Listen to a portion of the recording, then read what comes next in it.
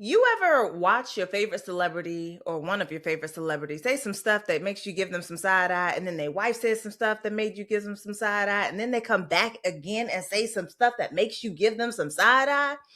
Yes, we're talking about Jay-Z, boo boo, but I couldn't have this conversation alone. I needed to have this conversation with someone who I think of as an aficionado on things that have to do with hip hop culture and being able to say that eloquently. We have Marquise today. But before we get into this conversation on Jay-Z, GQ, and maybe billionaire status, we've got to do what? The intro.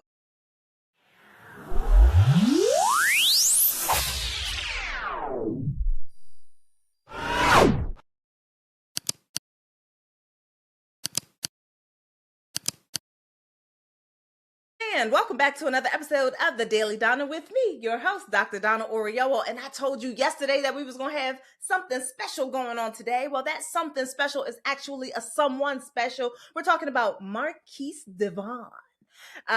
He is the host of Keepin It A Bean podcast, having the cultural conversations. I swear you're like a hip hop head, but I feel like I can't really say that you're a hip hop head, except that you seem hip hop headish. Very much so, yes. Yeah. And the commentary being eloquent. And you got beans. Like Keepin It A Bean is actually like a coffee company. Yes, it is very much so. So Keepin It A Bean is the actual podcast in itself, but the coffee brand in itself is called Leroy's Blend. So it's named after my pop Leroy. Whenever we used to go fishing, he would say fishing is a practice of patience and presence. And so when I like grind my beans in the morning and I heat the water up, I weigh them, all of it is my way of enacting the lesson that he taught me and kind of like honoring that lesson that he was able to give me, but also in partnership with BVP Coffee. So every single time you buy a bag of Leroy's Blend, you're also donating to an HBCU scholarship fund. And also it's just a way for me, I really created it because I wanted to really encourage Black people to say, give myself 30 minutes of a day that is my own ritual before the rest of the world needs me. And so I really wanted to just encourage people to slow down, actually actively engage with coffee, instead of just like passively grabbing it on the go and like running on coffee on the way. So yeah. Look, we be living a whole passive ass life. Okay. So I have to switch it up. Real.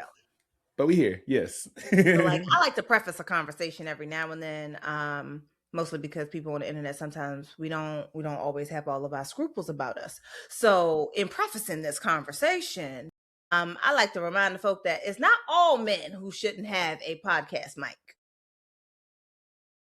That's the highest compliment I could get as a podcaster. I've been doing it for 10 years, and that's the highest praise I can get. Like legit, some people really should not have a mic. I just be like, baby, those were inside thoughts that you said outside. Keep it in the group chat. Yeah. Like, it's almost like I appreciate the authenticity, but there's a difference between being an authentic person and being a person with no rhyme, no reason, nor sense. Right? Mm-hmm. Like, as my mama would say, you got two ears and one mouth. Use them in accordance to their number. Anyway, let's get into this conversation about Jay-Z. So, I saw your Substack. Yeah. And I like that you were like, hey, y'all, actually go read this first, because I think that some people would have only watched the interview, and if we'd only watched the GQ interview, we would have missed that there was so much in that conversation that was not sort of put out on YouTube. Yep. And so, yeah, I thought that was important. Like my training in the professional world, I was an English teacher. So I think complementary texts are actually very necessary to one another. So I said, hey, y'all, reading is important. And I do believe like stacking ideas on top of one another are absolutely important. So we always call it like a high think ratio of just being like, what did you read? And like, what is coming up for you? And then also, do you agree or disagree? And can you articulate as to why you disagree or agree with this? So it's just a way that we can kind of get a different order of thinking happening. But I absolutely was just like, the nerd in me is like, I'm just going to write stream of consciousness this time. And it was actually my first Substack I ever like put out. So I was just like, this is my intro into writing. So we're going to do it. I love it. Like, I was just like, of it, because putting a stream of consciousness out is difficult. I started reading, for context, I started reading The Artist's Way, Mm-hmm. and it has you do morning pages, which is a stream of consciousness for 3 pages minimum. Oh yeah. I Oh must yeah. say, what I found is that my emotions be bubbling right up under the surface, and whoever is next on my day is about to get a very, very different version of the Donna that Donna's a little later in the day, Yes. because all that stuff feels so close. And a lot of those, they are mean. I knew I was mean. Don't get me I, wrong. I I know knew. my Virgo ass. I know how I get. Critical. I tell you. I was like, okay. These are definitely inside thoughts, and now they're on the page where you can see them, and that feels crazy. Yes. Oh yes. But I And love what you so said about like the English writing process, because it feels a little bit like therapy, in the sense that you gotta like, so I'm trained in the Gottman method. I mhm. did level 1 of the training in the Gottman method, and one of the things that it talks about is like when your couple is like disagreeing in colorful ways that are unproductive to the relationship. I encourage people to play a game of whys.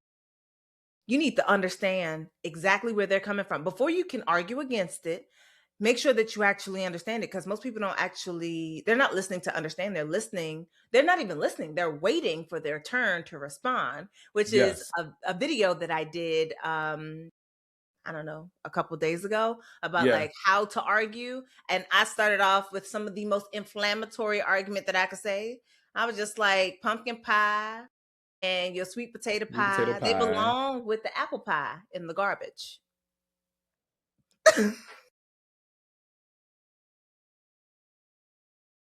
Hot fruit. Okay. You are. I am learning that people have an aversion to hot fruit. I'm learning. I'm I like, said, why is the fruit hot?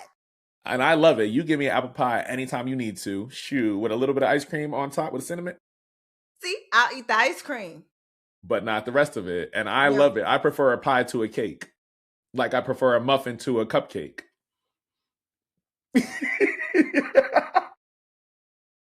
You just gonna blaspheme all over the internet like just That's all I can say. I'm so sorry. I gotta. That's my truth, and I'm sticking to it. puff cake. Yeah.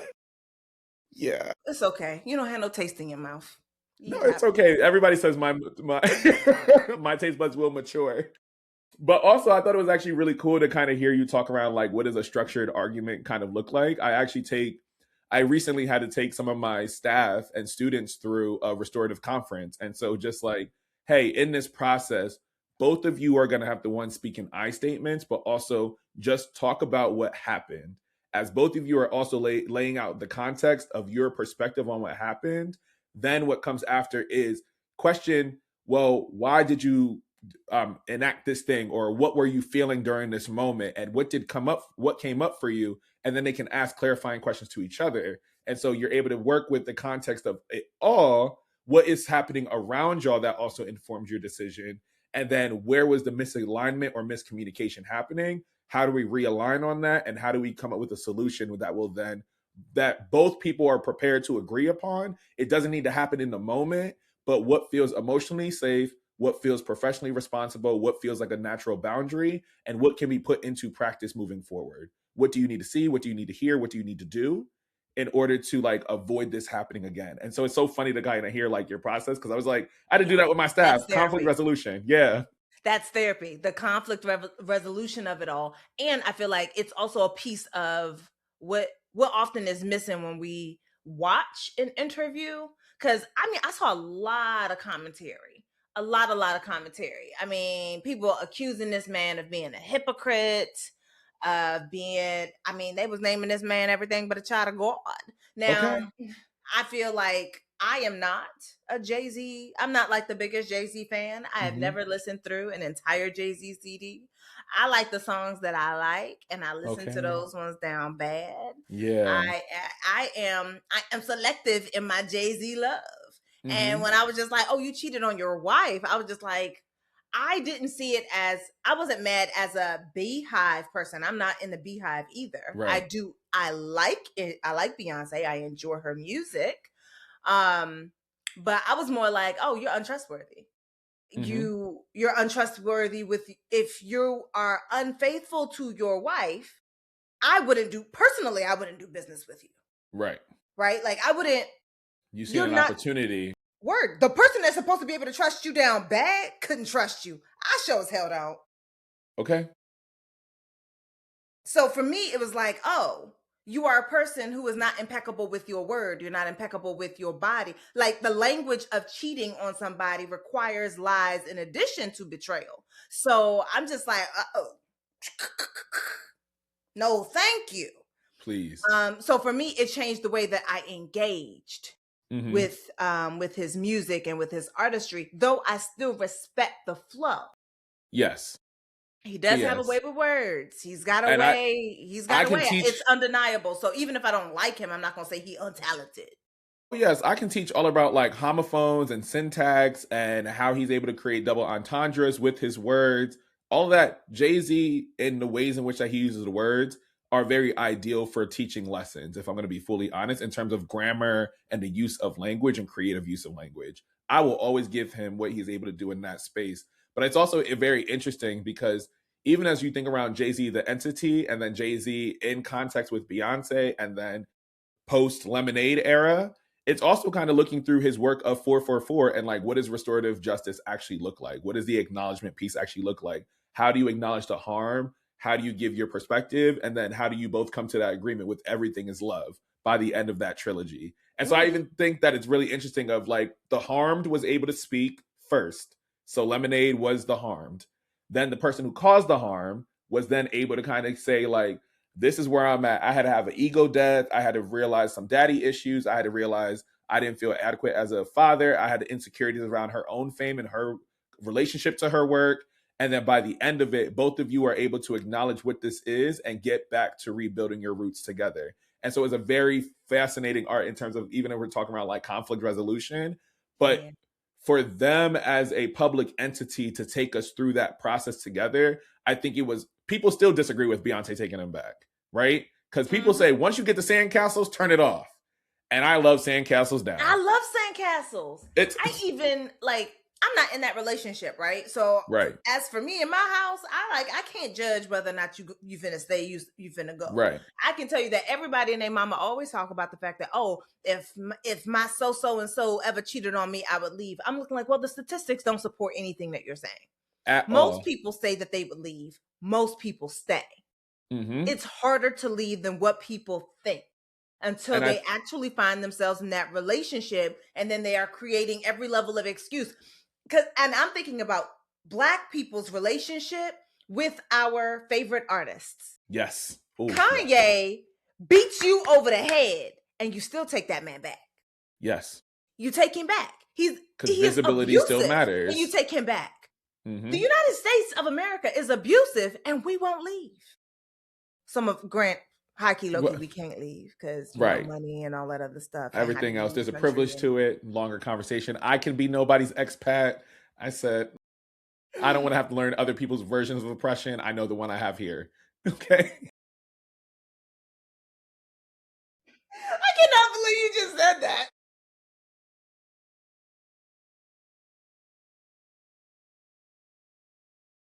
Acknowledge my privilege. Oh my gosh. And I recognize that, like, I have parents who immigrated here.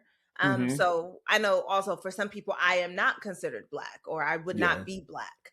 I'm not one of those. My husband and I'm not one of those FBA people.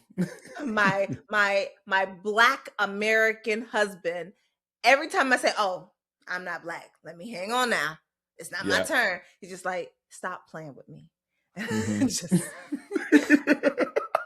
It's okay. Every once in a while, my friends, they joke. So my dad's side is from Puerto Rico, but they're all the Black people of Puerto Rico. We were all the Maroons who fought off the white people. And so it's very funny because I'm just like, people are like, so I'm like, I was raised fundamentally as a Black American. My family come from the South. They were on the sugar plantations in Edisto Island, Charleston, everything. But once people say, oh, you're a Puerto Rican, I said, oh, here we go. Oh, so you're Afro-Latino, you're not like Black. I said, oh, we're not doing this. I said, please. I said, you look at my father and tell me I'm not Black. But that's another story for another day. It's so interesting on how people like consume and even, and that goes back to like Clubhouse days where I was like, oh my God, I didn't know you foundational blacks are different. Like, different. They are Scary. different. They Jump are scare. very different. And it just, for me, I'm just like, you know what?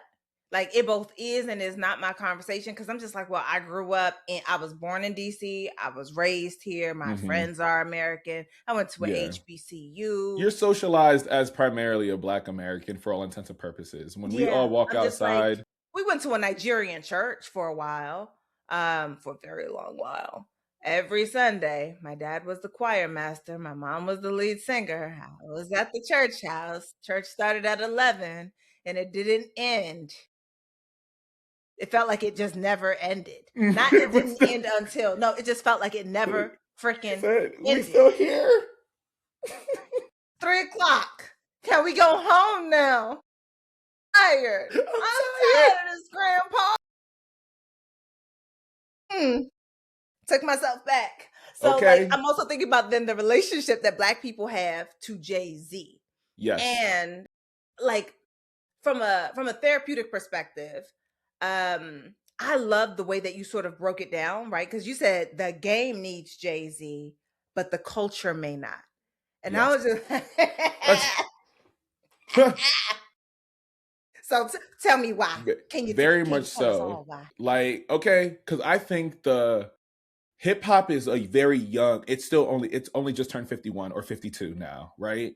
So hip hop is still a baby in terms of genres, in terms of how we see it. So we haven't even been able to see it in its fullest iteration, but we see it has evolved from the inception of going from jazz music, the record scratch, b-boys, and now going from conscious rap to gangster rap, lo-fi, melodic rap. We see it in so many different iterations of what it is. And so when I think around Jay-Z and his role right now, I put him in a house of Mos Def. I put him in a house of Nas. I put him in a house of Biggie and Pac as architects of what hip hop is and what the sound was. So I think the game in itself needs for all intents and purposes, our hip hop elders to be able to dictate, hey, we're still the ones that you want to know some of the stories from because we're foundational in how you consume this overall. And so I do think parts of the interview where Jay-Z was talking around the game and sport of hip hop, it's still one of those like, all right, I've been through it all. So here's where I've come to at this point in time. It's like the uncle or the grandpa who has lived their life and can impart some of the knowledge of what it was so we can then figure out how do we build on top of what this thing was. I think Jay-Z is perfectly primed for the game of hip hop in terms of saying, here's where I believe the direction is going. Here's what I can tell you. Here's what my longevity can also tell you. That's the game. This is the sport. But when I think around culture-wise, it's the same thing of like, eat the meat and spit the bones out. Cool. There were some good quotables out of context in there. But within context of the actual article, it did not make too much sense. And so as we're talking around the culture of Black people, of our people, he is farther disconnected and has not fully acknowledged the fact of his billionaire status, but also his somewhat removal from community. And that is also the part where the disconnect begins to happen. Yeah, we can have the shared experience of how you grew up. And that's why I said, even in the beginning of the article, what I learned in therapy are the things that served me in my childhood and young adulthood do not serve me at 30. I can't keep using the same tools because that's just me going back to what I know. Jay-Z, you no longer have to keep hustling. You no longer have to keep fighting. You have reached a space where you can actually fundamentally move differently and acknowledge that that's a reality that you achieved. Whether we agree with you achieving it or not, you achieve that. And that's something I heard in the hood growing up all the time, was just like, I resonate with Jay-Z because I'm like, I had to be as excellent as possible to get by. I had to be the best in my class to get by. I had to know I had to be the hardest worker to get by, and achieving where I'm at and having to move forward in that way. And so when we think around where the culture is at right now, everybody broke, everybody struggling, everybody a paycheck away from not having anything. And so when Jay-Z's talking around like, oh, well, you need to just continue to work hard and don't use this capitalist term, blah, blah, blah, blah. We exist within a capitalist structure. However, what gets people by in the neighborhood, if they still have a good community, That's socialism. This is people having to use mutual aid, having to need each other's resources, having to create emotional space, inconvenience. All of these pieces require us all to work together. So right now, what works for you and your very small circle of people that you continue to talk about, that doesn't necessarily benefit the whole. You have had moments where you've assisted in Black Lives Matter, all of this other stuff, right? You can use your money. I won't ever call you an activist. You're a philanthropist at best. But that's what that is. Donate your money, open your purse, call it a day. But I don't need you to tell working people, middle class people, how they should be moving, because you are actually part of that 1%. And so I think that's where the disconnect of culturally what ties us together, even as we talk around in the diaspora. What happened? What I didn't. You went to a Nigerian church. I went to a Christian church, doing whatever the hell was going on. But when we walk outside, we still have that lived experience of growing up in a city, right? And so those are things where we can still be connected. But when's the last time he has actually lived in an actual city amongst the people? That's a disconnect from culture. So in order to preserve culture, proximity must be had in order to authentically, genuinely talk about it. It doesn't mean that means you're less Black, but there are gaps that are going to be there because you are not present in the everyday conversation. You're not present in the everyday struggle. You're not present with seeing how culture is essentially shifting. So the culture, I'm talking more so as the people. The game, I'm talking around as the sport of hip hop. So that's how I want to delineate the two. So he is important to the game, to the conversation about hip hop, because he is one of the original architects that we still have here on this side of the veil. And so it's like, yeah, give your knowledge, give these pieces out, let people know what's what, give them the history so that the history never gets lost. And recognize that your circumstances, your context has changed. It kind of reminds me of that conversation with, oh gosh, it was a while back. Tabitha Brown had people reinterpreted what she said, because she did not say whatever people said that she said. Right. Around like the whole Target conversation, right? And then there was a secondary thing where she did a video for entrepreneurs, and she was just like, basically, don't be ashamed to go and get a job if you need to get a job. Yeah. And I remember I did a video specifically talking about why people were upset about. Oh, I watched that. That was good. Because I was just like, oh, we all in our. I'm looking like, number one, this video wasn't for everybody. Number two, I recognize that she may not have yet picked up on it, that her context changed. So now it looks like somebody with money who's made it in business, who's been able to get those partnerships, who we assume and presume has millions of dollars, that this person is telling you, hey, go get a job. And it feels wrong. It feels like, hey, you don't have, you're not in my community anymore in this way for you to be telling me this. Despite the fact that she may have been where you have been, but because she is no longer there now, the context feels different. And I feel like it's the same thing with Jay-Z. I mean, I don't even know if he recognized in the moment that he contradicted himself in his own interview. A couple of times. So number one, like, let's just go with like one of the last lines, right? Like, he was talking about staying in that hotel. He's thinking he's staying on the top floor. And then he found out that there's a whole other level. A capitalist mindset came in where he's like, well, next time I want to own the building. I'm just like, but why? You have no need for the building. The purpose of a hotel is to stay there for a night, not because you want to stay there for a lifetime. It is a moment in time. But the immediate thought was, I want to own the building. It was the, I wrote it down because I was just like, sir, he said, you can be realistic or idealistic. This is the system we have. Are you going to, it was when he was talking to basically like, what are you going to do? And that he gained this system, and that, you know, like, I did what I had to do in order to make it to where I wanted to make it. And if you don't, and if you want to be idealistic, then you'll never make it anywhere. So you got to play the game that you have. You got to play what you see. And I was just like, for me, it felt a lot like it is what it is.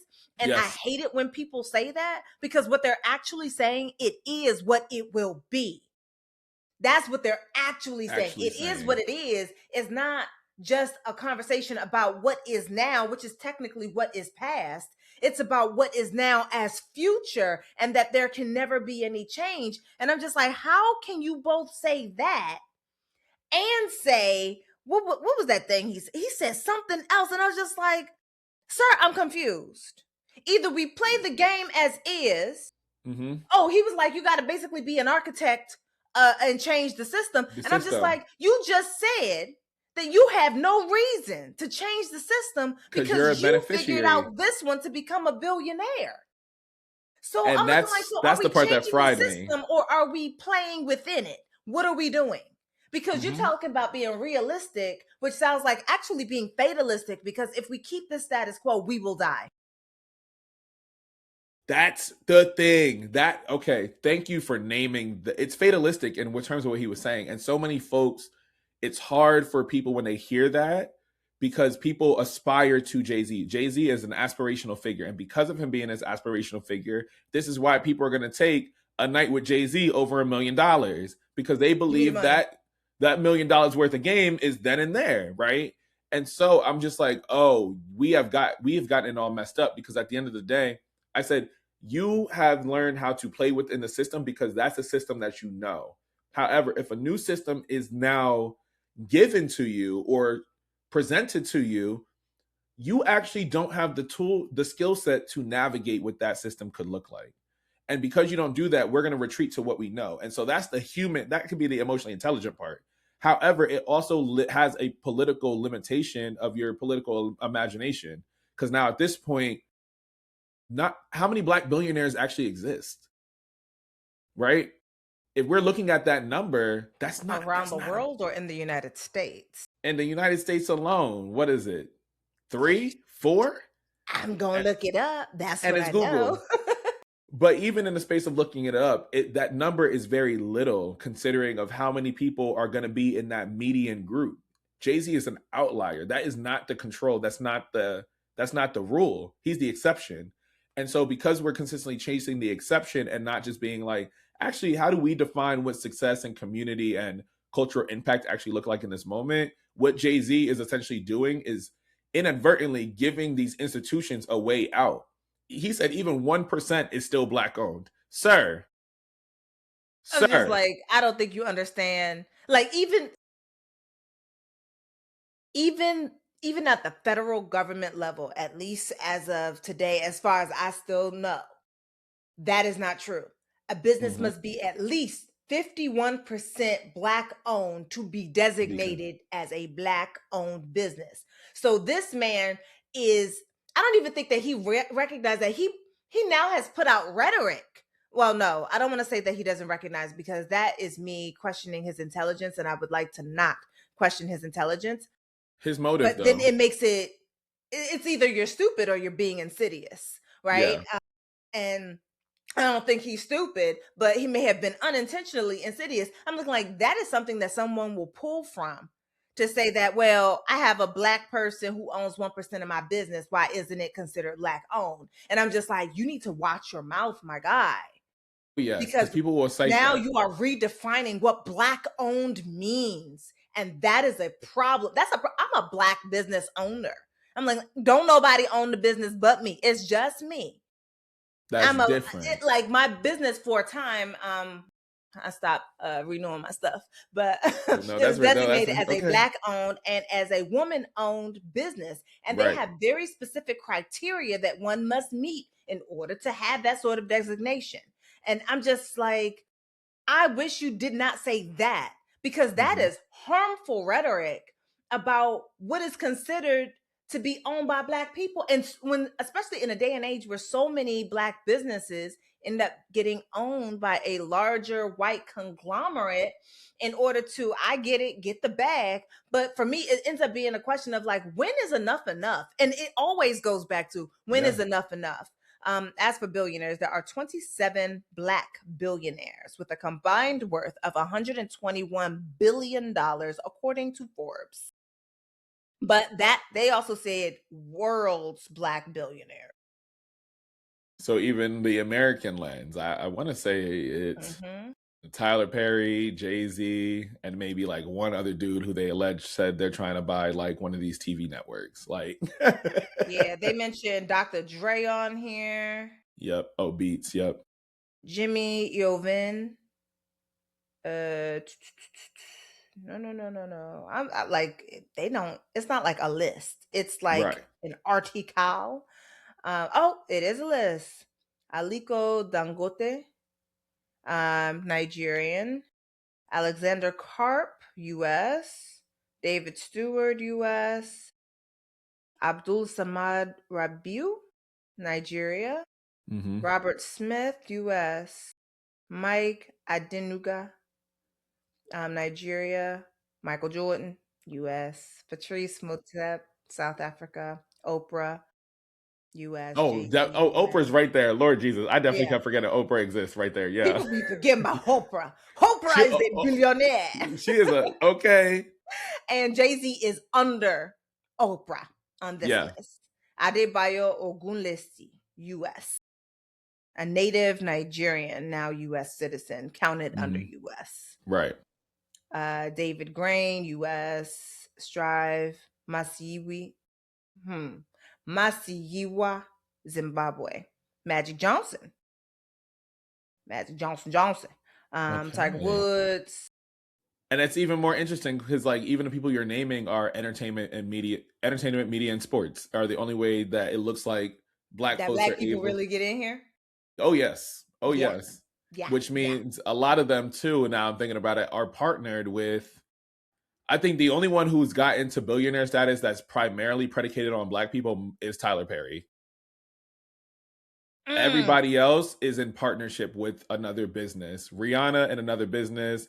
Beyonce just got there, and she might be the other one who got it. Net worth 1.4. Yep. I'm like looking at this list. I'm just like, it's having skill sets that white people in some way also appreciate allows you the leverage to join in doing what other billionaires and businesses do in order to grow financially. Right. And for me, I always wonder the question that I asked before, like, when is enough enough? At what point are we satisfied? Because I mean, he said that thing, and I was just like, oh, you trying to be cute, sir. And it's not cute. He's just like, it's not a dollar amount that changes you. And I'm just like, well, the literature literally disagrees with you. Therapeutic, scientific research literally disagrees with you. It says that the more money you have, the more likely you are to be removed from your morals. So it is very cute that he said it, but also it's not based in reality. No, not at all. Because the money, it acts like, even if they said that, well, oops, that those studies were, found to be incorrect or whatever.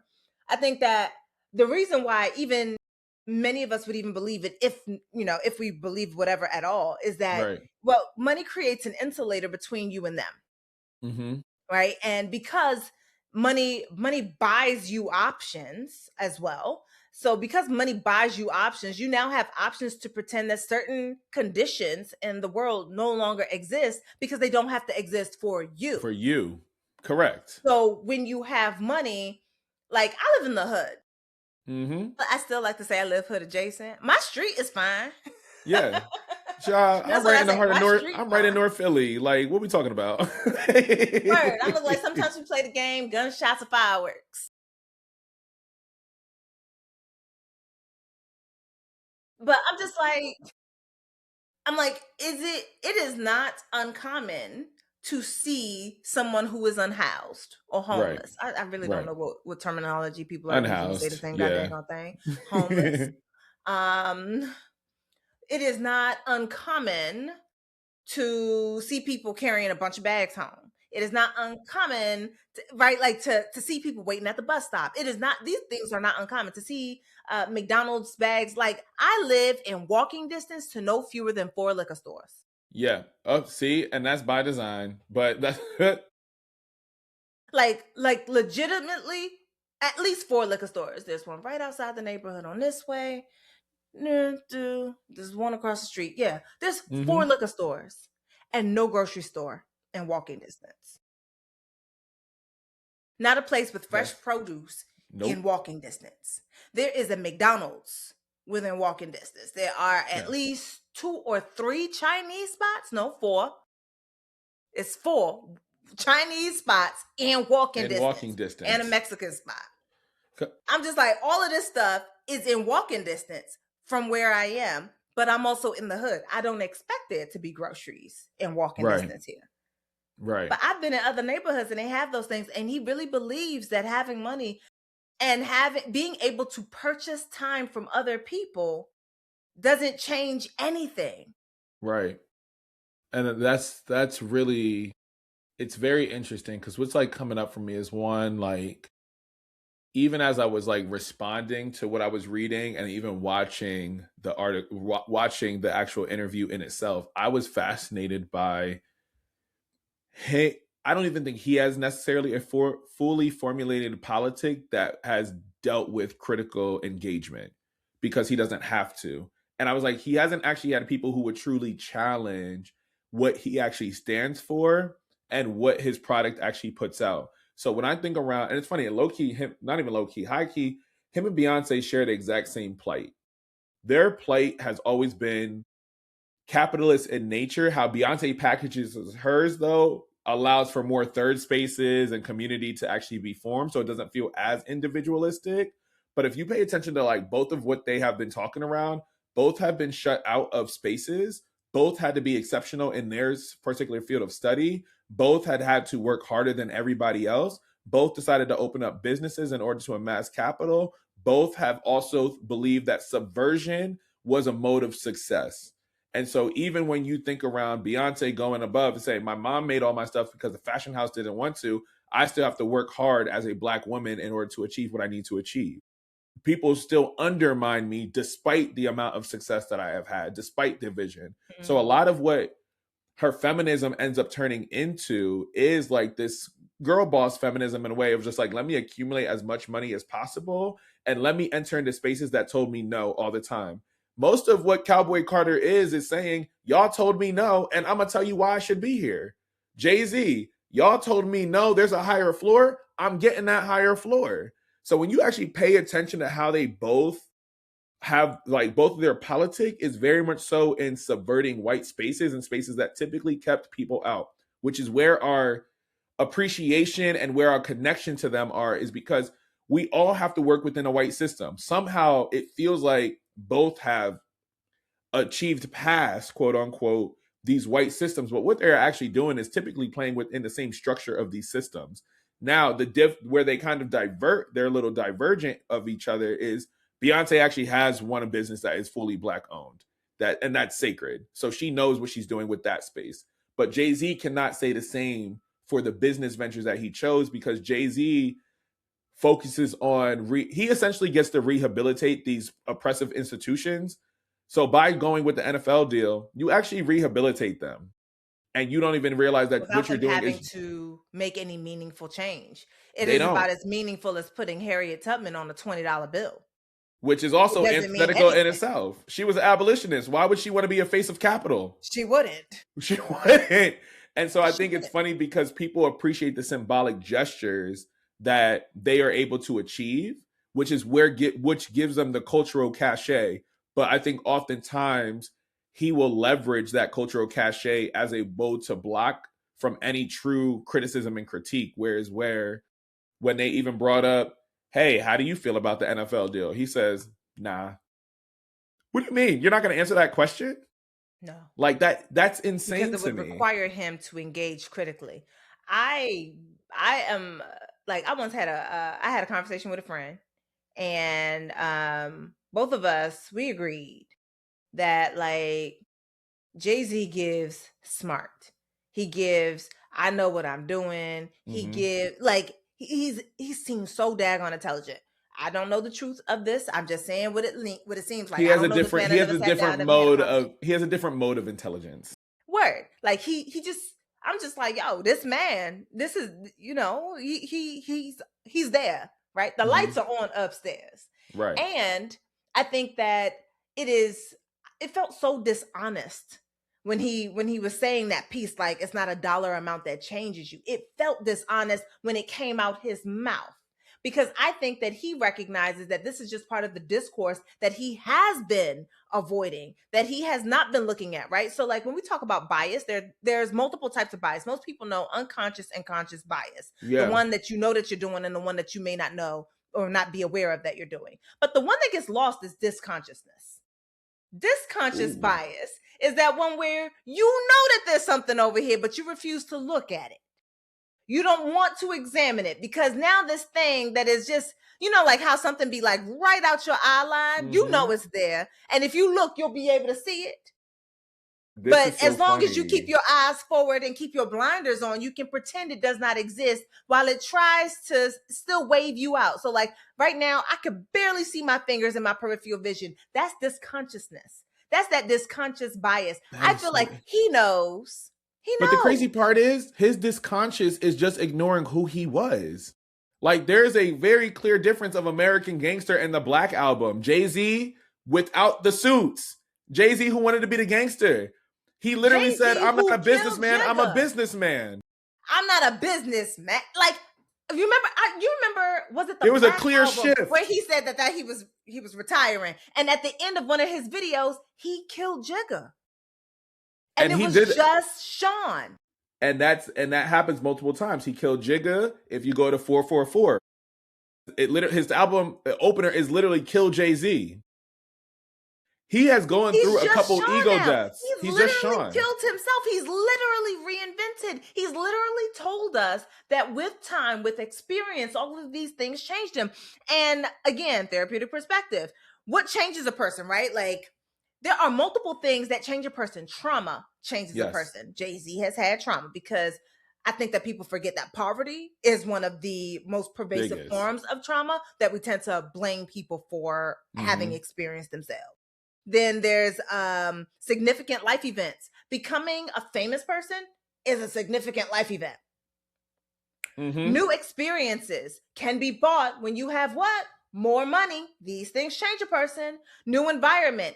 You bought a new environment for your entire being, for your life. You get to be completely insulated. You want to spend all your time with other millionaires and billionaires? You can. And you never have to see poverty up close ever again, especially if you decide not to answer the phone for the family, right? So I'm saying that is a new environment.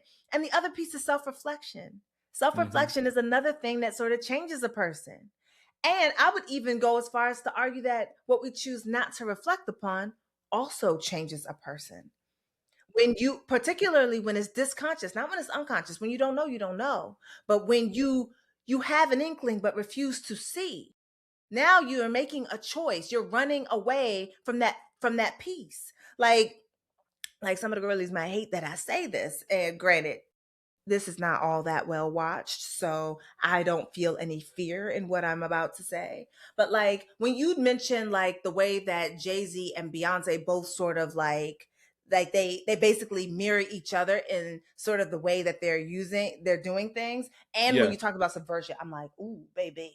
If you ever see the ape video, they're all about, hey, look at these black people in the Louvre with all this fine art. Yes, I remember watching that video, and it was a good long hour and a half of conversation between my husband and I about what I was seeing and about what it seems like they're saying. And I was just like, well, who is this for?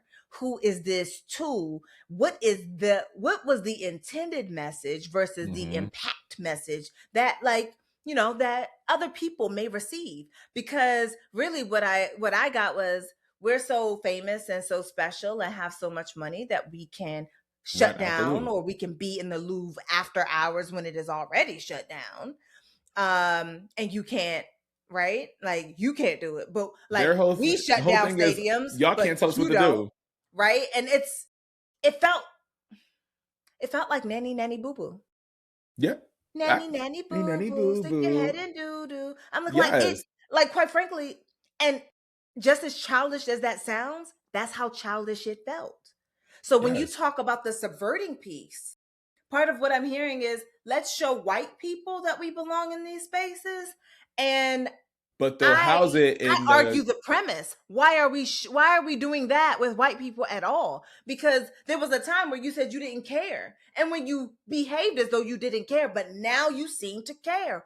Why? What is does to their keep showing up to the approval? Grammys, is to keep showing up to the Oscars, is to keep showing up into these spaces that have historically rejected Black people. And that's why I always find it interesting on, even when we get to the conversation, because honestly, his billionaire status also is what is denotes Black excellence for so many people. And because No, to people are me, still, it's failure. no, but that's the reality. That's what they are able to use, the subversion of saying, we can say this is for white people, but the other message that most people who are not going below the iceberg are doing is saying, we deserve to be in this space too. Black people can achieve being in these spaces despite.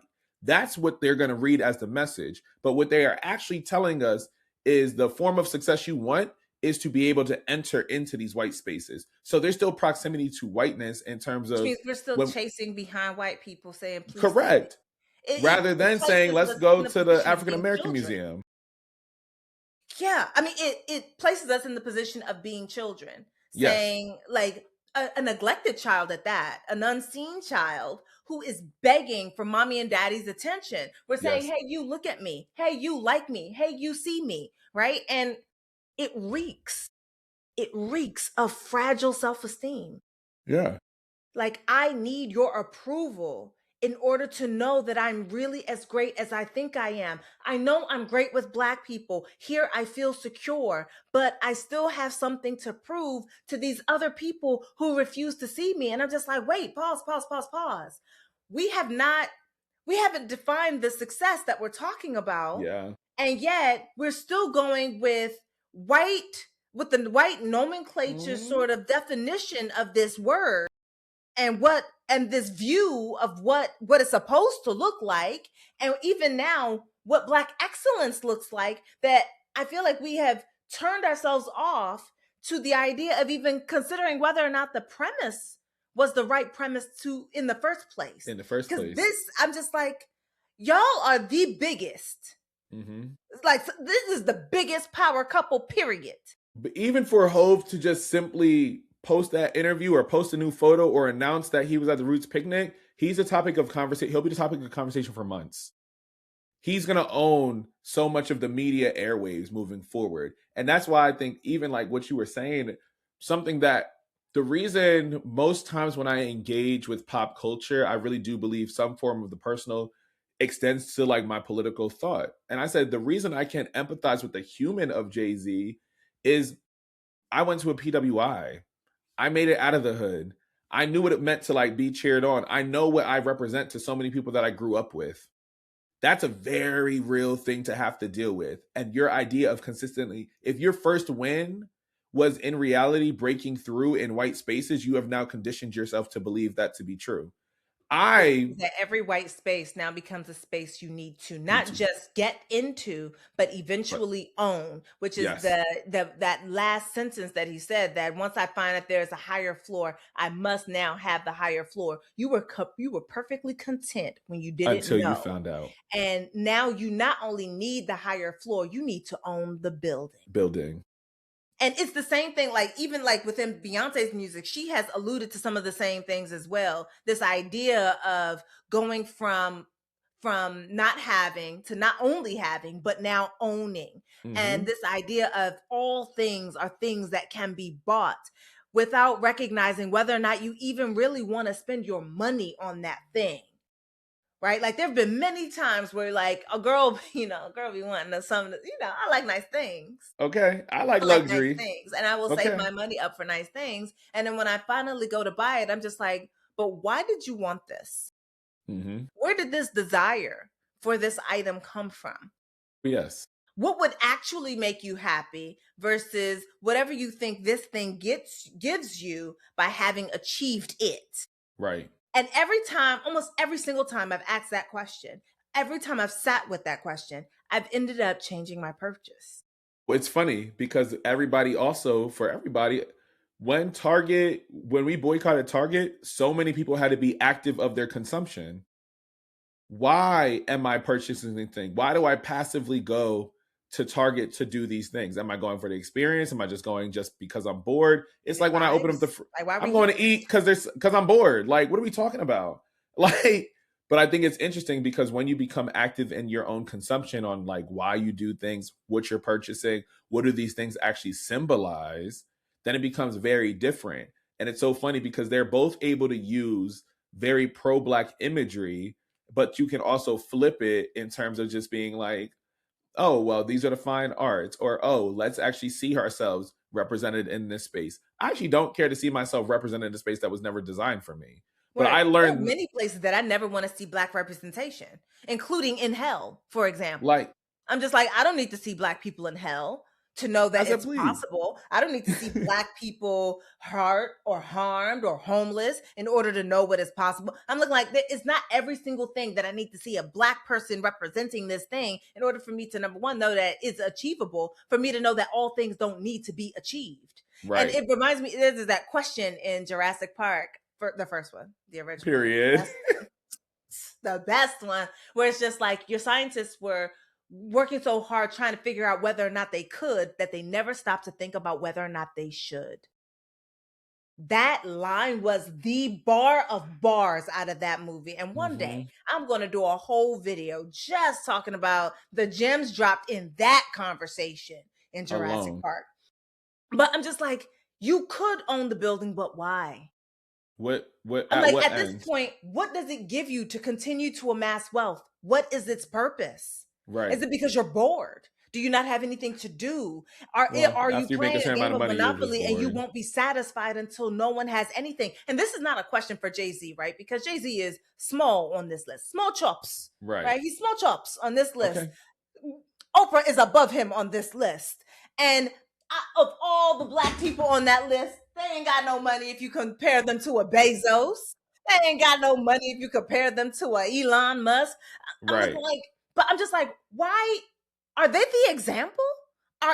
Is Musk, is Bezos, are these the example?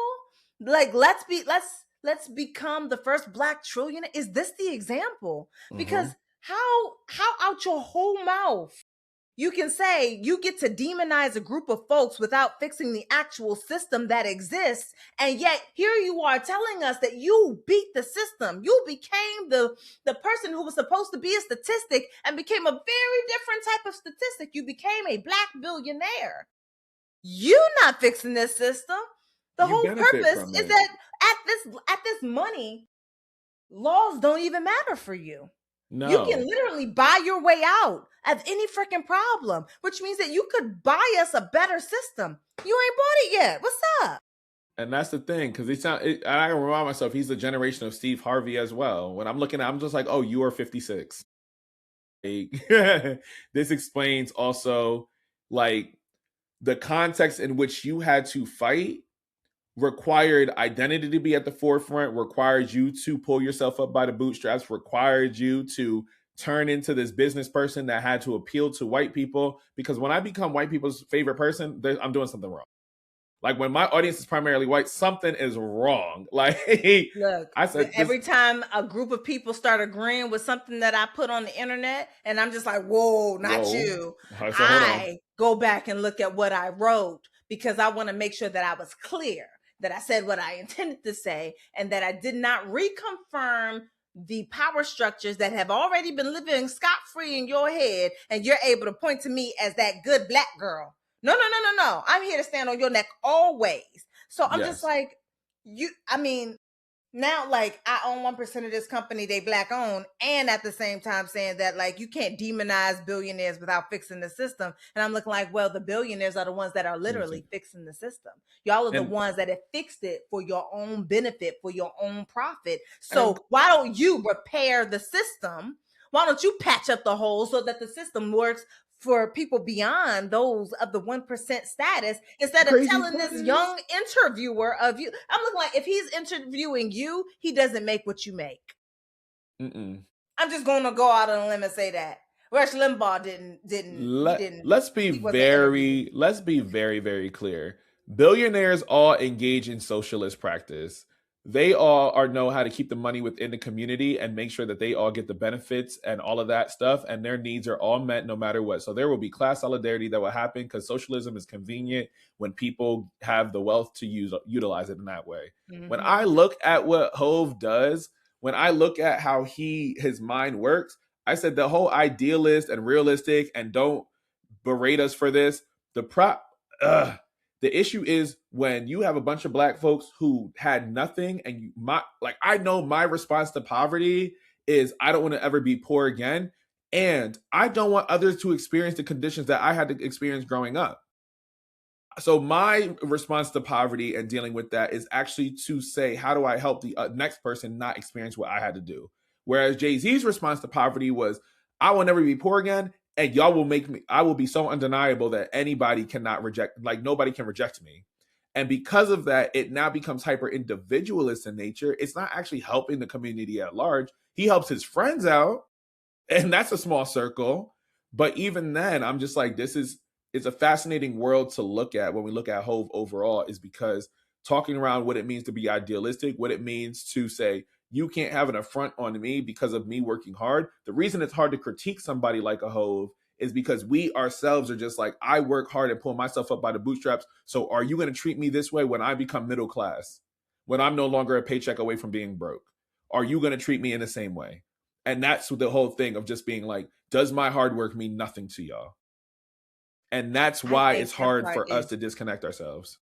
Yeah, because we are still thinking of ourselves as being one paycheck away, one great day away from being a multimillionaire or a billionaire. Mm-hmm. And so we want to protect the billionaire class for the presumed money that we will one day have. And people keep forgetting that they are closer to poverty than they are to riches. And that even those riches, I'm looking like, I think it's always also funny because I'm like, y'all also say y'all Christian. I'm culturally Christian. I wouldn't say that I'm Christian.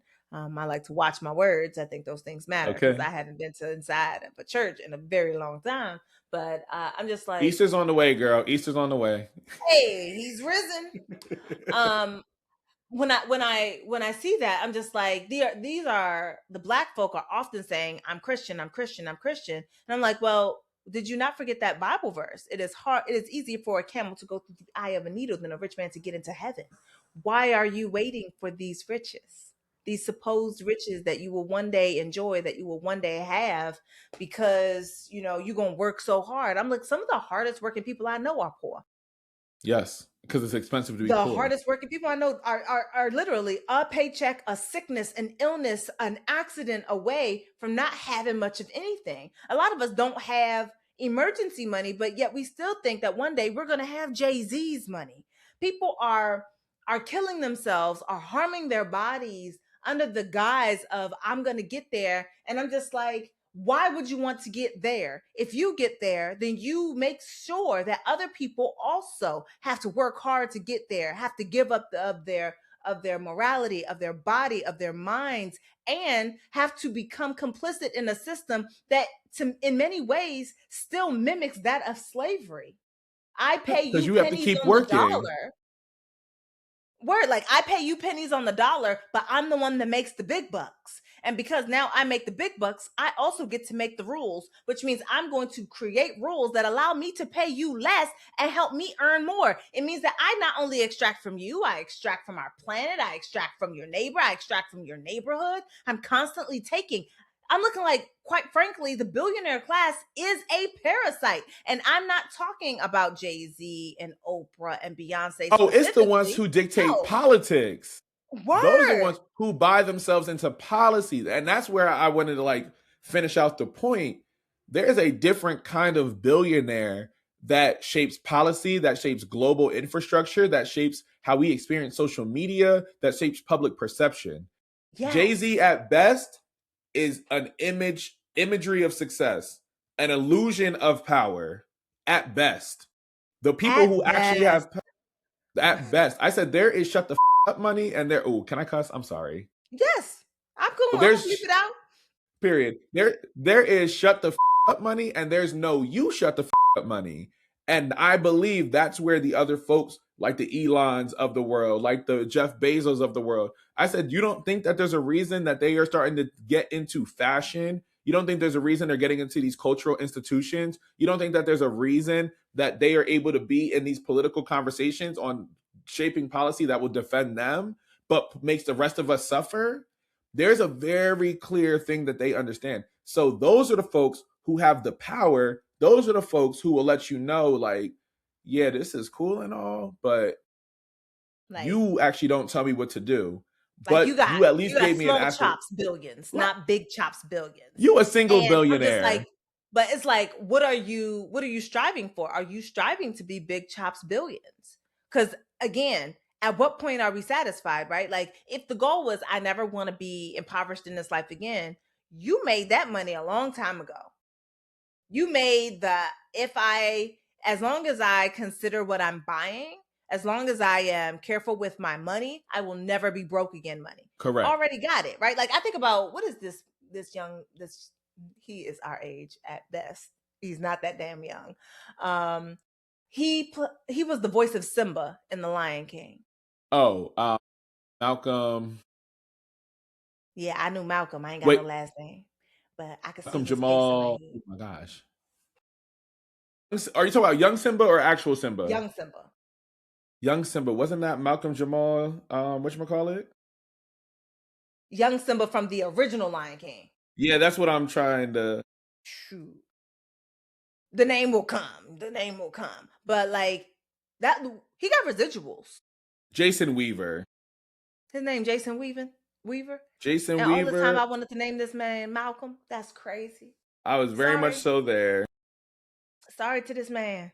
Your name is not whatever and I'm like, Malcolm Jamal Warner. I'm looking like, no, I can see his face in my head. It's not his name, Malcolm. It's not Malcolm. Oh, snap. Anyway, residuals, right? I'm thinking about, like, Cree Summers was on a different world, does voices for all of these characters, is making money, and doesn't seem to have any interest in becoming a billionaire. And as far as I could tell, is not living in the hood with me. Right? I'm like, I think about all these people who have made it, and then these people who become billionaires. And once you hit billionaire status, I'm wondering, what are you running away from? Right? Like, I start seeing mental health concern, right? To me, it is the hoarding of resources, heavy on the word hoarding.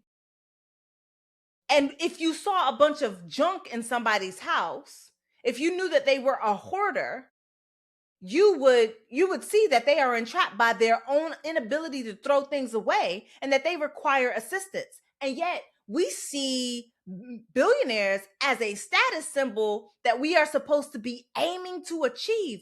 And that's the part that sort of gets me messed up, because I'm just like, you can't earn.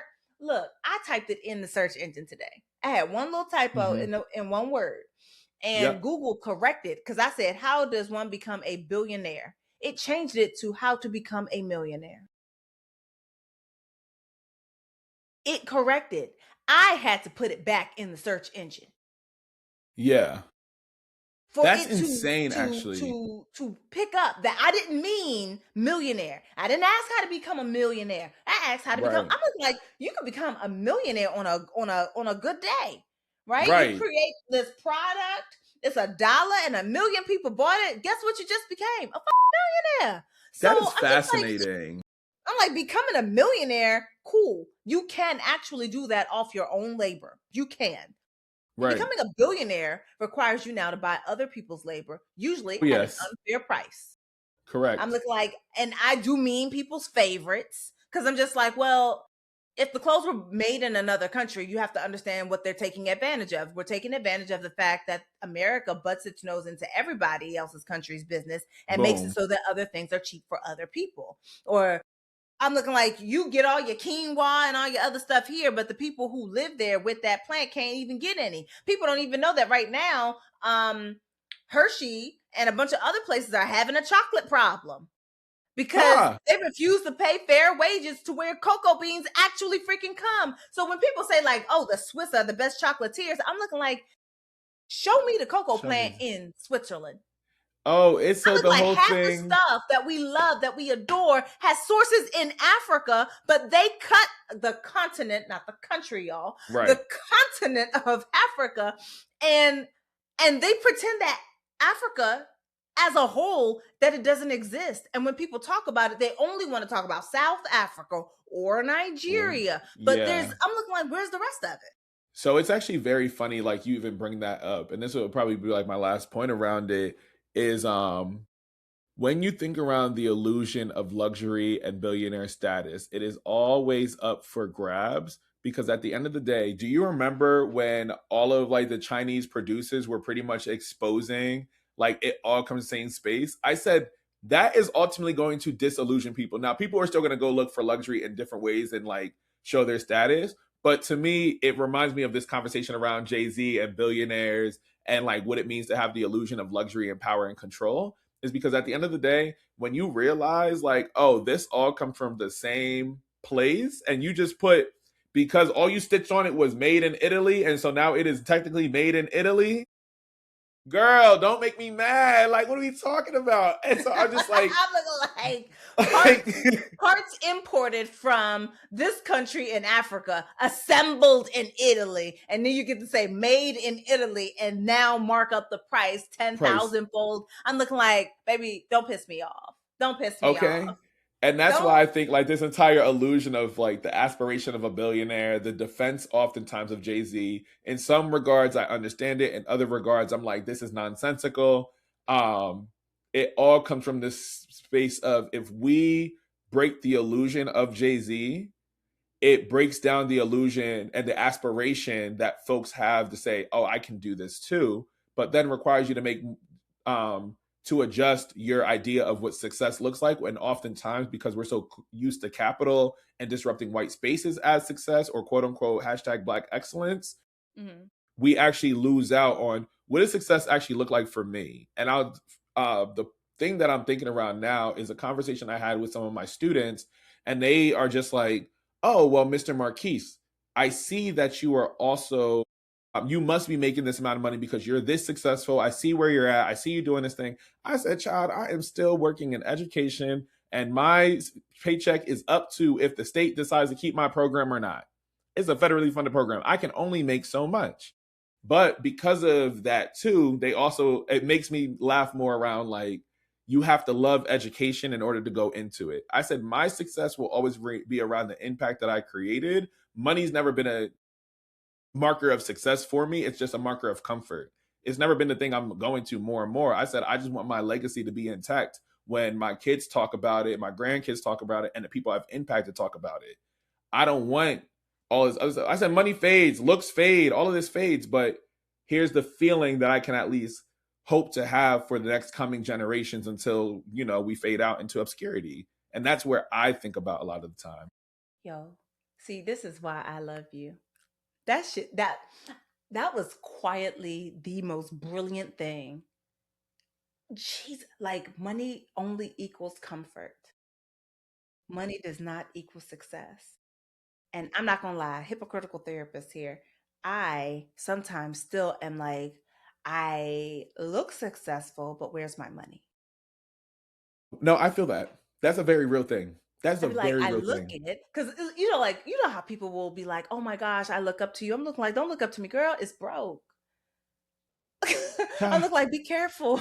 Be careful the people that you look up to, right? Like, and people like Please. there are people who are just like, well, you have two books, and you have your own house, and you have this and you have that, and that these things mark you as successful. And I'm just like, number one, anyone who ever got married would tell you that that is not the equality of success. I'm looking like being Okay. married is not a successful thing. It's just a matter of my values aligned with this person's values aligned at the same time that our values were in alignment, and that we decided to do this thing that we call life together for this Right. amount of time. I have no idea how long this thing will last. I'm on this train until it stops, right?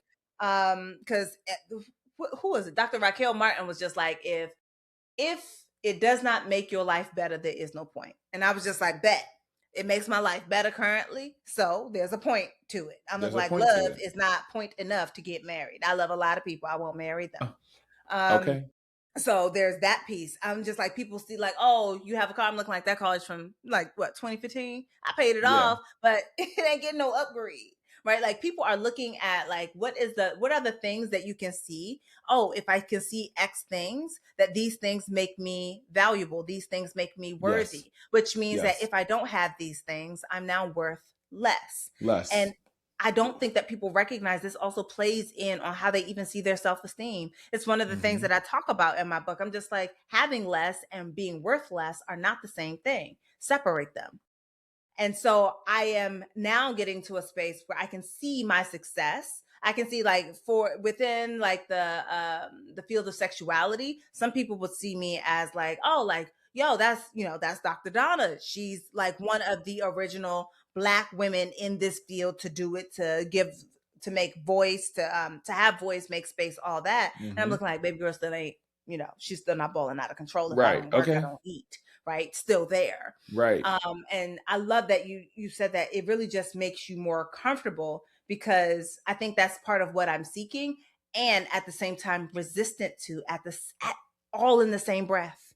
Because I think about like the white supremacy, the characteristics of white supremacy, and one of those things on there is like this right to comfort, Oof. and the way Yes. that right to come, like I have a right to be comfortable. And the way that that thing sort of like spreads itself is the same way that I find some billionaires talk about their billionaire status, as though they have a right to have that type of money, that they have a right, that not that they stole it, because to me, there are no billionaires that are not thieves. Right. So I'm That's like, I agree with, we see each other. word. I'm like, so it's not that you stole it. You think that you earned it, but you earned it through stealing. Correct. And we are supposed to see you as an example. And when the billionaire status is on Black people, we're supposed to see them as Black excellence. And I find that every time a Black person becomes a billionaire, I mourn. Mm-hmm.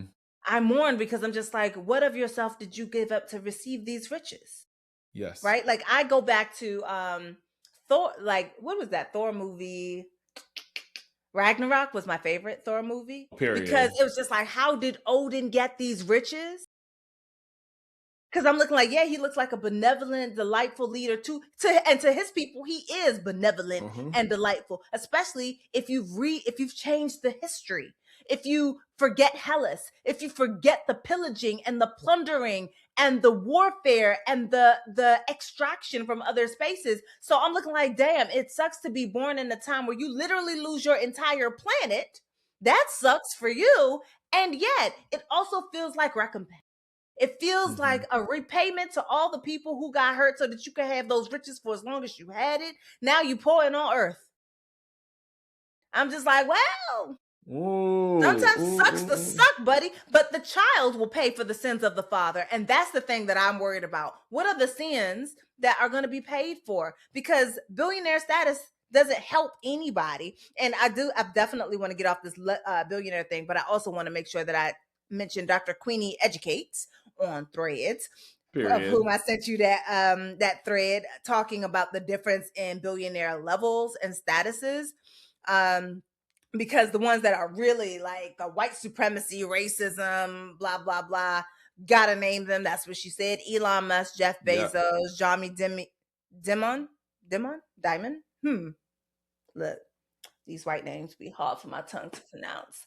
But this person, I'm like, these are the players in enacting racism through their multiple dollars.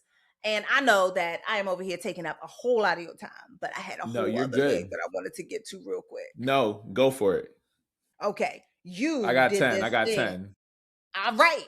You separated Jay-Z, the capitalist slash businessman, from Jay-Z, the artist, and then you named Jay-Z the father in your Yes. article. And then I started thinking, oh, and Jay-Z the husband, Husband. and Jay-Z the regular Black guy, and Mm-hmm. Jay-Z the swaggerlicious Black guy. I started Yeah. thinking about these various forms of Jay-Z, which made me think there's in therapy, it's like parts work. It's like, what part of you is this? Like, what's going on in this part of you? And I do Yeah. parts work with a lot of my clients. So to be like, okay, So they were like, I'm not ready today. I'm looking like, which part of you is not ready? They're like, well, my head is not ready, my heart is not ready, my belly's not ready, my coochie is not ready, Uh-huh. right? So it's like, what is the readiness of all of these various parts of Yeah. your body, right? And we'll like talk through each part and what each part I is love saying, and this.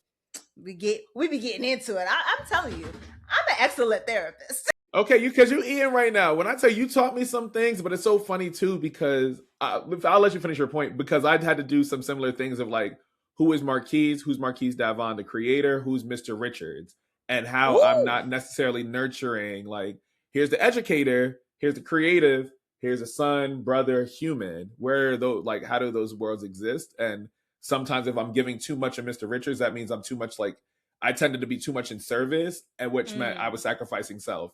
And so it's like interesting to kind of hear where we're gonna go with this as it Yes. relates to Jay-Z, Hove, Jigga, Sean. Yes, and especially because he did like the so-called ego death, right? Like we Yeah, watched multiple him kill times. Jigga, we watched him kill Jay-Z, and we watched him become Sean. Yeah. Like we watched his evolution. He killed them. We saw it, and it's like okay. And then like there's a piece of me that's like I remember from what is that song like. Me give my heart to woman, not for nothing, never happen. I'll be Yeah. forever macking, right? And then he got married, and I would just throw that line out every now and then. I'm Whole like time. forever macking. This man is married, and then he cheated on his wife, and I was just like forever macking for real. Okay.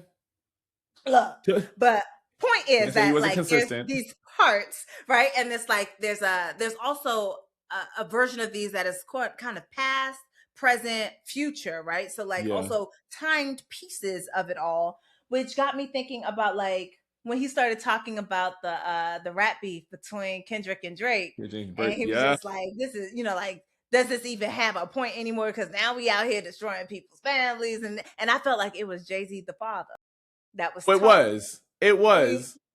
I was just like, the father is speaking. And a lot of people online was just like, he a hypocrite this, he a hypocrite that. And I was just like, do we not allow people to grow? Oh my gosh. Can we talk around like the contextual collapse that tends to happen?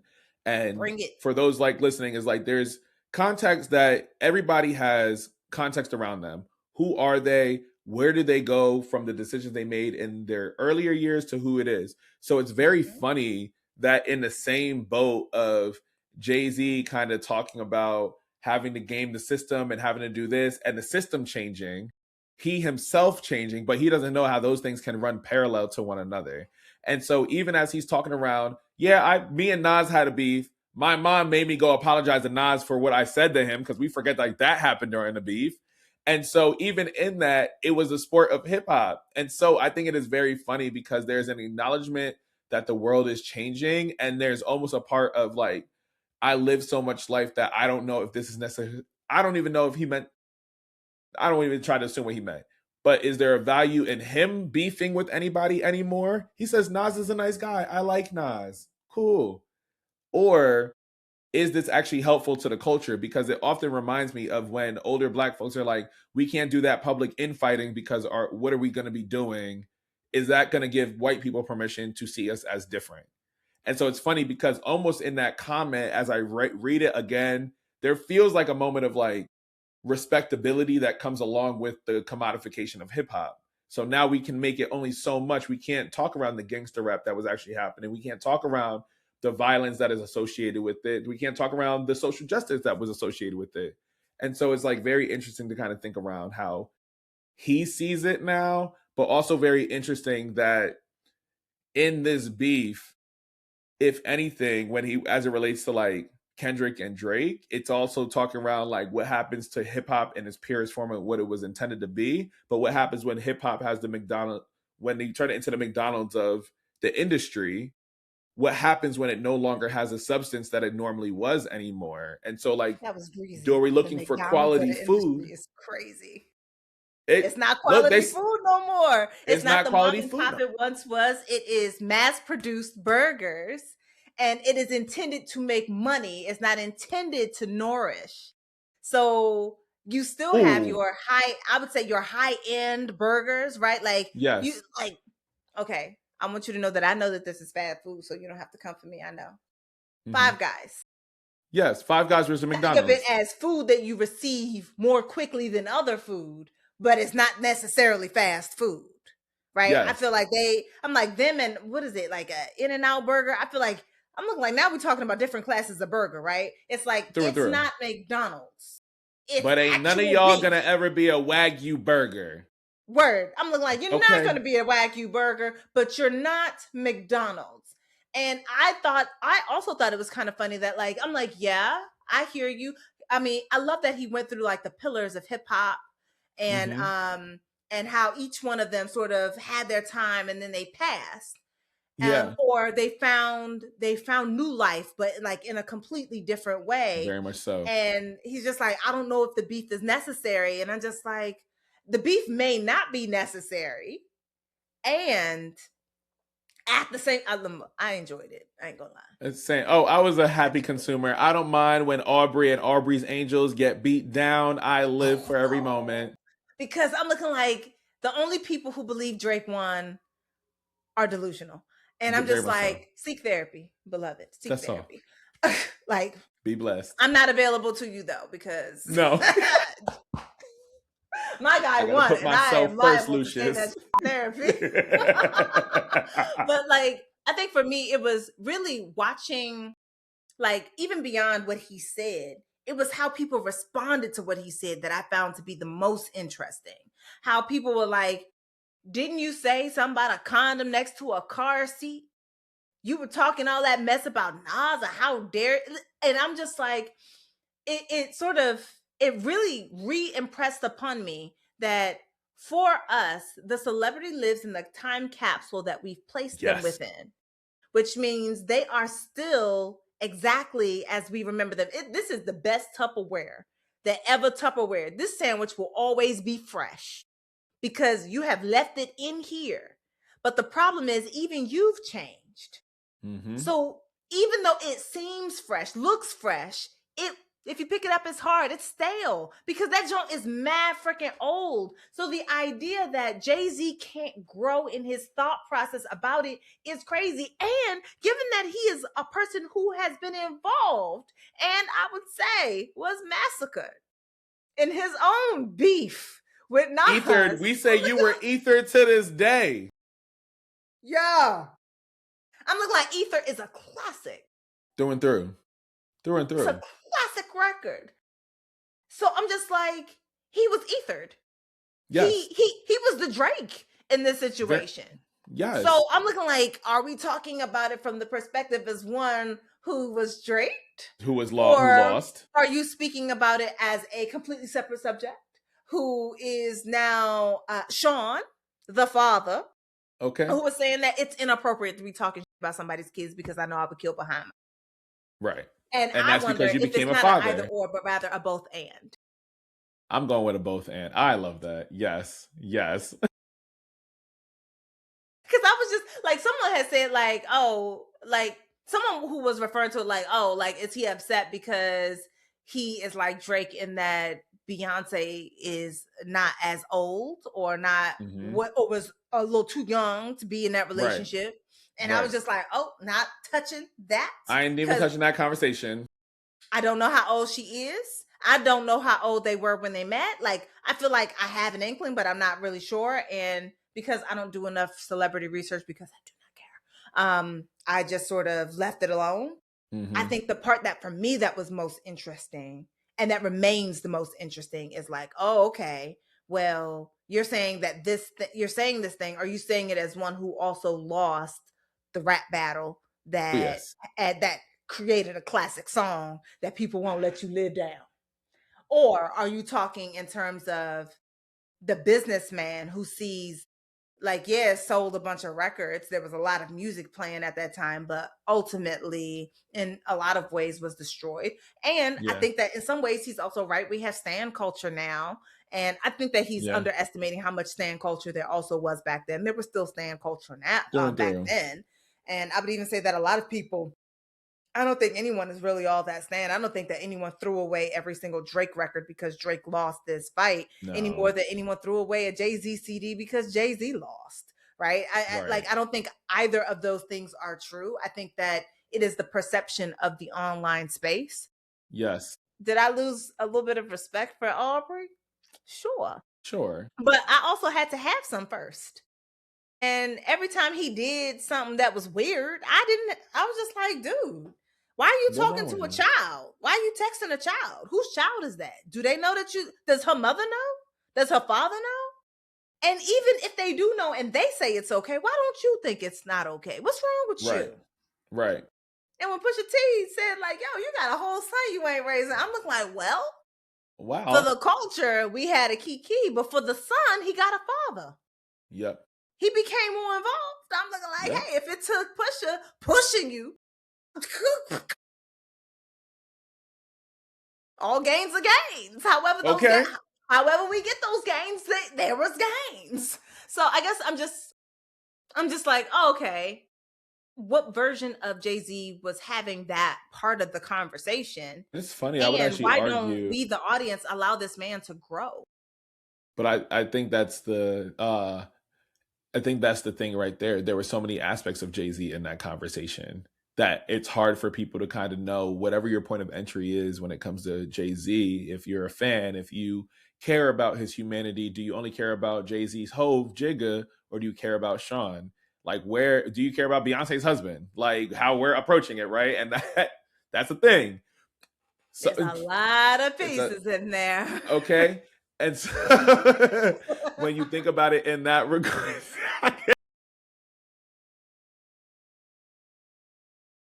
let me go. But when you think about it in that, it was funny because he was hopping between the businessman, he was hopping between the man, he was hopping between the father, he was hopping between the artist. And it's so interesting to kind of watch because the audience themselves are unable to understand that he's a complex character, just like the ones we read about. And so as we begin to engage in our conversation, and the lives that they also themselves live, I think that we made him into a caricature. yes, We made him into this one dimensional because he's for something that consumption. only does this. And I think that even for some of us, like Jay-Z the billionaire is not necessarily the same person as Jay-Z the artist or Jay-Z the husband, Jay-Z the father, and that all of these things, they can work in concert very well together, or they can be contradictory and feel like, well, what part of you is even saying this? Because I felt like in some respect, there was a different version of him said, change the system, all billionaires are not Who? this, versus the one that was just like, how you go, like, is there money? Is there a dollar threshold that now means I have no morality? Yep. I think that those weren't even the same Jay-Z who said it. No, not even close. And I wonder, when have those two versions of him ever met, if they've ever met? If they have ever met. And what would happen when they do meet, when they have that conversation? Because I'm like, you just told this young person to change the world, while also I'm looking like 10 minutes ago. Okay, maybe not 10 minutes ago, but like you previously just said that you gotta work with the system that you have. So I'm looking like, are we subverting the system? Are we gaining the system? Are we destroying the system? What are we doing? Yeah.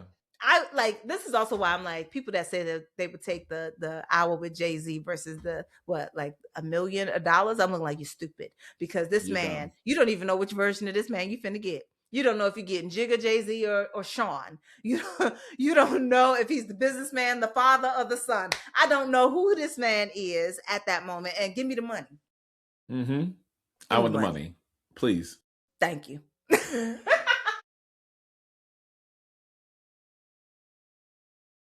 Thank you for like joining me. I don't know if the conversation is over, but it feels like we've come to a pause where we could stop. Gosh, I learned so much from you. I appreciate your way with words. I appreciate the intention with which you speak, the way that you show up online. You are definitely one of those folk who should have a mic. Yes. Because really everybody can't have mics, and you are one that I'm just like, yes. Where's the mic? Pass the mic. What are you doing? Pass the mic. And I'm like, even if it is only ever 3 people who ever watch this episode, I think that those 3 people will have received something from it. And if not, this conversation was more for me because I'm greedy and selfish. Period. Than anything else. And it's just something that I'll be putting online so that other people can also get to experience the majesty of being in one of this, like a conversation with you, because you always, you have this way of thinking, this way of doing that. Like, I read your article and then I sat and I was just like, oh. And then, I mean, because you said read this, the GQ, the full GQ, and I did that after I watched the whole interview. I went back and read the GQ article, and I was just like, okay. I was just like, you know what? I'm just gonna send a message. I'm just gonna send a message. Do you want to have a conversation? This is the first time that I've ever had a guest on here. The Oh, Daily Donna snap. is always just Donna. I was like, when I first started, I was just like, aim for 10 minutes, boo boo, and then you can turn it off. Yeah. And then it I'm was like, okay, honored. Like, what? look, this is the first time I'm gonna upload anything that's an hour anything on here. And this Daily Wow. Donna, I don't do that. I just don't. I have no idea who, what, when, where, the why of it all. I don't know if anyone will watch it, but like when I say that, I'm also learning that things don't have to be for the consumer, that they can just be for you, and you can Yeah. place it in a place where other people can watch. I think that that also has so much value. So for me, this conversation is valuable. Your time is so valuable, and being able to hear from you. And because like I watched it, I read it, and I was just like, I need to talk about this. Yeah. Yeah. And normally it would have been an offline conversation, me and my husband, but that man was at work. And I was just The like, and he not nerve. finna watch this. He not finna read this. I was just like, ugh. I was just like, Yes. I was just like, okay, Somebody. who's the first person that comes to mind that you want to have this conversation with? You came to mind. And then I saw that you posted, so I had to read it. So I was just like, I hope he said something about it. So Yeah. I literally sought you out, saw that That you means a did lot. indeed say something, and sent you a message. Thank you. It's good to be seen. Like, honestly and truly, like, that's a world where I was just like, I can do away with words, but I've never, like, I was like, do I want to get into writing? I've always podcasted, blah, blah, blah, blah. But Substack, this honestly, like, having a moment of inspiration and being able to write it down and just being like, this is my stream of consciousness right now, and some things that came up for me, but also just recognizing Jay-Z, Sean Corey Carter is still a human at the end of the day. And so as I'm thinking about that, I'm like, what are the parts that I know I politically disagree with his imagination? But where are the parts where I'm just like, oh, I also resonate with some of the stuff. And I had to think around myself as a fan, as somebody who's an activist in the space, as somebody who's an educator. And like those parts of me that had to be like, I don't like having to critique some of my faves, but I know it's a necessary thing to be done. But also, this is Mm-hmm. an act of love. And so I always remind myself something I truly believe in is what you're doing, what we do in content creation, having these public conversations is always an act of service to our community. And so, like, for me, that's what always keeps me going and wanting to have these conversations. So, to have my work read, but then also to be in conversation, it helps me sharpen myself, but also invites others to say, like, hey, you can also respond in healthy discourse with other people and like add on perspective, because I loved being able to listen to the therapy side of it, right? And like how you engage in these conversations and what you were able to parse apart. I know for me as the educator, I think about it from like, how is this a learning lesson? Like, how can we turn this into like a lesson plan, right? And so seeing these worlds come together, I'm like, this is how you articulate the same topic, but can add in so many different vantage points of what this can look like. And so I am super grateful for you having me, but also just being able to engage in this conversation. I've been a fan of you since the grapevine. So like just to kind of know from there on, like that to me is like, this is cool for me too. So yeah. We here. What is something that you would want, before like we close out? What is something that you would want to say to Jay-Z if he just so happened to come across this video and watch it to its terminus? Jay-Z, let me talk to you. And also, is your new album name "The Game Needs Me"? And if so, why do you think they need you? Ooh, yes, Mm-hmm. If Jay-Z watched this to its terminus, and I would be interested in when he is ready for the politic in Jay-Z or the politic in Sean to meet the artist Jay-Z, to meet the businessman. I think specifically the billionaire businessman, I think Yeah. that it is important that they meet because I think that he may have placed too much weight on the billionaire status and not enough weight on the person that can imagine such pretty prose and flow it over a tight ass beat. I Come on. think that that person had imagination. I think that person was limitless. I think that person meeting the politicking version, I think that they would kill the billionaire that is Jay-Z. I don't think that that one can exist where these two exist. And I think that he would find so many people even more supportive of that death Hmm. because I do not believe that the world has ever needed a billionaire. And I know that people, like he said something like, well, when you have more money, you can do more help. I'm like, or you can change the system so that the help is not necessary Necessary. Yes. because billionaires and not him, I'm not saying it's him, but the Elon Musks, the Jeff Bezos. Bezos, those abject white like Bill Gates, those billionaires have literally changed geopolitical structures, have Hmm. literally changed the way our politics work, have changed the way that our environment is. I think that those billionaires in particular, they are also lacking in imagination. The only thing that Yep. they can imagine, they are amassing wealth from their hurts. Um, I think that a lot of like when you said subverting, I'm looking like, look, they're trying to show that they belong with them white folk. I'm looking like that seems like a useless pursuit. It seems Correct. like something that is not required. And I know that I also in some ways participate when I watch the Oscars and I am disappointed that the black people did not win the awards that they should have won.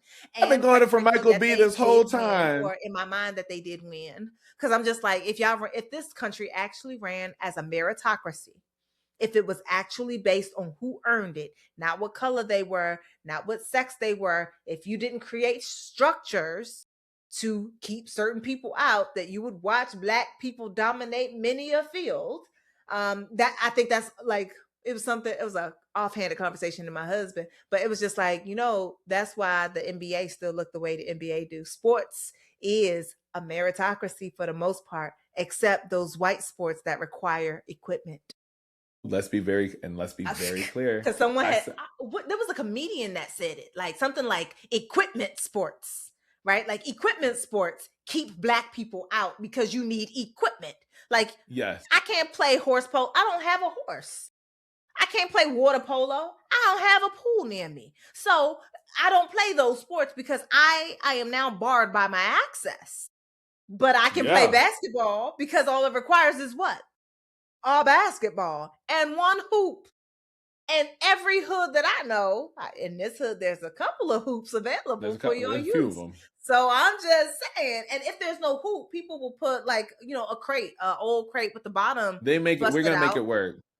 Word, always make it work. So I'm just like, yeah, those equipment sports keep people out, but otherwise, sports in many ways, not fully because it's still divided by like college and all this other stuff and blah blah blah, but it's still mostly, for the most part, works as a meritocracy. If you can't play, you won't play. I think the Can you meritocracy is the imagine? one thing. The meritocracy, I will always say, especially working in higher ed, the meritocracy is what is going to take them all out.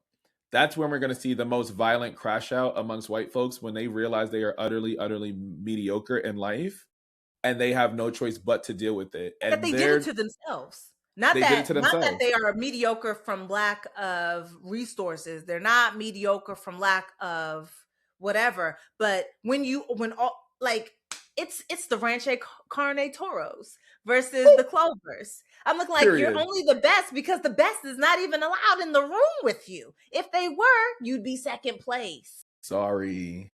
You can be first runner up though. You're welcome. And you saw how much harder they had to actually work, and they had an opportunity to prove to themselves that they could perform, that they could do well if they had circumstances that required it and their previous talent was not stolen. So it's like you could do well and still be you, ends up being the point. And I Yes. wonder, like, if we're not chasing billionaire status, what do we actually create? Oof. That's what I'm interested in. If we're not chasing the idea of subverting white spaces, what then happens? Yeah. Right? Like, and I understand what actually happens. What happens is bombings. What happens is Seneca Village. What happens is, like, we know. We But know. I'm saying, like, if they also minded their business, if they left us alone, if they made the entire world a meritocracy, and that the people with the resources, that the people with the smarts to use said resources, that the best of the best of the best always were doing the thing, what then would actually happen? That ends up being my question. And how much better could the world be if I'm looking like racism is expensive? It's Billionaire classes tiring. are expensive. You got to And work to keep everybody maintain it. suffers so that a few people can have more money than they know what to do with. I'm like, you can't spend that money in your lifetime. Your daughter can't spend it in their lifetime. Their daughter have a daughter, they can't spend it in their lifetime. I'm just like, why do you want it? That ends up being the question. Why do you want it? What does it give you to have it? And if you use your creativity, your politics, and this and they had to confront this billionaire version of you, who wins? Yeah. So That's a word. Granted, what are the chances? It's fine. It's cool. Right? What are the chances? Meanwhile, if you do decide, just hit the email. Tell me who you are in the email. Tell me that you would like to see me and Marquise, and we will fly to you on your dime. But we will On your dime. And you know what? We'll fly commercial. Fly us out. First class. I take it. Thank you, everyone, for watching. I am Dr. Donna. This is the Daily Donna, and you are, of course, the bee's knees. And you already know what it's going to be. We're going to be back when? Tomorrow, because this is the Daily Donna. See y'all.